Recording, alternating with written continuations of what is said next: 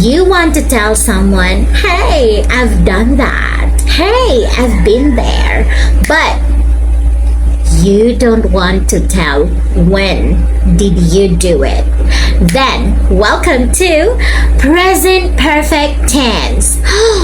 Tenses. Don't worry, we can do this. We'll have a lot of examples with simple explanation. Ready? Let's go. Now let's start with this sentence. I have visited Italy. Do we know where did the speaker go? Where did the speaker visit? Yes, where? Italy.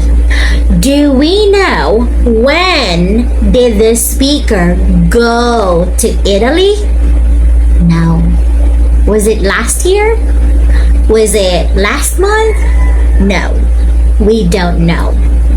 The speaker just wants to tell you that he has been to Italy. He has experience going to Italy. He knows a little bit of cultural background in Italy because he has been there. Now he has done it. He has visited in the past. And now there is an importance of that action in him because now he has knowledge, maybe big or small, about Italy. The focus of present perfect is not about when, but it's just saying that yes, I've done that. Yes, I've been there and I've experienced it, but it's never about when. When did you go? No. Another example. She has finished her homework. Is the homework already done? Yes. But when did she finish her homework? Was it yesterday? Was it last weekend? Was it last night? We don't know. Because again, this is present perfect tense and it is not supposed to tell about time. It is just saying that yes, she made it. And now she's happy. Her teacher is happy because she has finished the homework. Got it? Another example. We have lived in this neighborhood for 10 years. So how long have they been living in that neighborhood? 10 years. And do we know when did they start living in the neighborhood? Was it 2010? Was it 2013? We don't know. Present perfect can also be used if we want to talk about the duration of the action. Take a look at this sentence again. We have lived in this neighborhood for 10 years. For how long have they been living this neighborhood?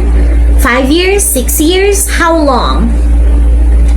10 years. So, when do we use the present perfect tense then? Again, as I have mentioned, it is used when we want to express an action that happened in the past, but it has an importance now. Okay? She did her homework and now it's checking time. Everyone is happy because she didn't forget her homework. It is also used with the actions that started in the past and is still happening now. For example, she has lived in London for 5 years.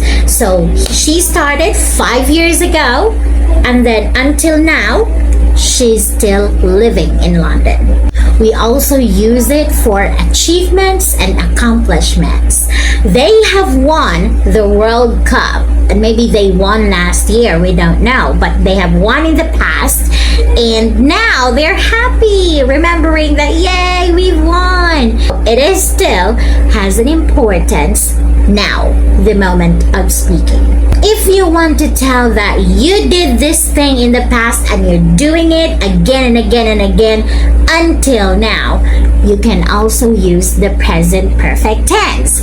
For example, I have read that book over and over again. So let's imagine she started reading that book since she was 5 years old and until now that she's already 40 years old, she's still reading that book over and over again. We also use the present perfect if we want to emphasize an action happened in the past, but it has a result. It has a consequence now. They have lost their keys. Now let's imagine they've lost their keys earlier this morning, and now the moment of speaking, it's already 10 o'clock in the evening and they are not yet getting inside the house because they don't have keys.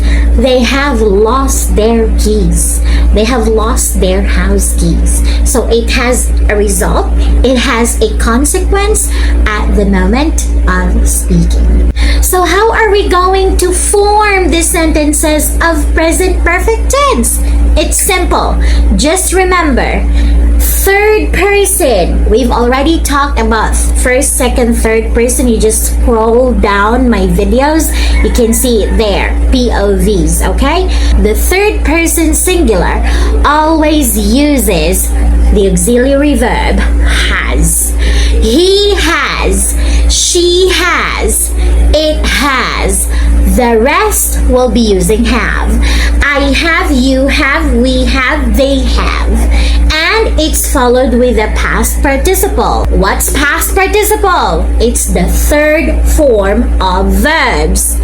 First form, go. Second, went. Third, gone. Go, went, gone. We use the third form, gone. I have gone. She has gone. It has gone. They have gone. You have gone. Got it? Or another example, write, wrote, written. So, I have written, she has written, it has written, he has written, they have written, you have written, we have written. Got it? But Lee, how about the negative form? You just have to add the word not after the have or has. For example, I have not eaten yet. She has not swum yet. It has not written yet. We have not walked yet. And how about the questions? Well, depending on your pronoun or noun or the subject, if it's singular, you put has in the beginning of the sentence. Has she slept yet? Has he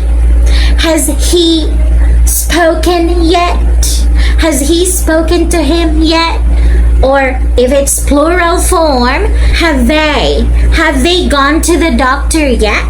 Have they been to Paris yet? Have I taken my medicine yet? Now, there will be another video about the usage of yet, just, and already. It will be in a different video because it'll be a lot more confusing if we talk about them here. But anyway, that's all about present perfect tense. I do hope that you learned something from this video.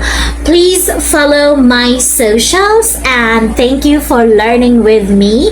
Thank you for letting me be a part of your learning progress. Have a good day.